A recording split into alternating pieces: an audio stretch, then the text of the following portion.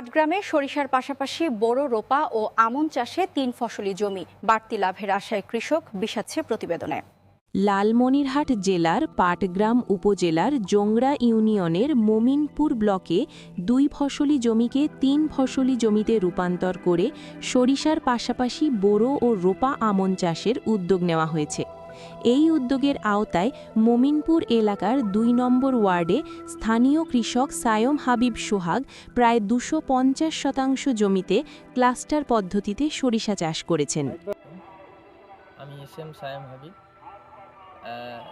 আমাদের এই জমিগুলোতে এর আগে ২টি ফসল আমরা পেতাম। তো কৃষি অফিসের সহায়তায় এবং পরামর্শে, বিশেষ করে আমাদের শাহিনুর ভাই এবং জালাল ভাই এর পরামর্শে আমি এবার সরিষা ক্লাস্টার পদ্ধতিতে সরিষা চাষ করেছি।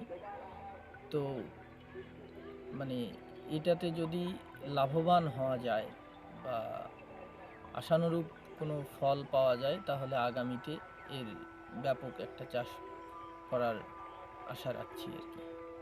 সরিষার পাশাপাশি বোরো ও রোপা আমন চাষের পরিকল্পনা নেওয়া হয়েছে। এতে আগের চেয়ে উৎপাদন ও লাভ বেশি হবে বলে আশা করছি। এ বিষয়ে উপজেলা কৃষি কর্মকর্তা মোস্তফা হাসান ইমাম বলেন, সরিষার পাশাপাশি বোরো ও রোপা আমন ফসল চক্রের মাধ্যমে ২ ফসলি জমিকে ৩ ফসলিতে রূপান্তর করা হচ্ছে।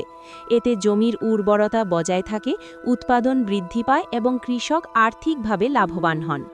এই পদ্ধতি সফল হলে উপজেলায় আরও কৃষক এই আধুনিক চাষ পদ্ধতির দিকে এগিয়ে আসবেন। আমরা কৃষি বিভাগের পরামর্শে ২ ফসলি জমিকে কিভাবে ৩ ফসলিতে রূপান্তর করা যায় সেই পরামর্শগুলো দিয়ে থাকি। তারই পরিপ্রেক্ষিতে আমরা এবারে এই ২ ফসলি জমিগুলোকে ৩ ফসলি করার জন্য এবারে আমরা সায়েম হাবিব ভাইকে আমরা এবারে প্রণোদনা কর্মসূচির আওতায় সরিষা বীজ বিনামূল্যে দিয়েছি। এবং আপনারা দেখতে পাচ্ছেন এখানে আমরা ক্লাস্টার আকারে প্রায় ২৫০ শতক জমিতে আমরা এই সরিষা বীজ দিয়েছি এবং সেগুলো আশা করছি আমরা আশানুরূপ ফল পাবো এবং ভবিষ্যতে এই এলাকাতে আরও আমরা এই সরিষার আবাদ বৃদ্ধি করব, সরিষার আবাদ বৃদ্ধি হবে বলে আমরা প্রত্যাশা করছি।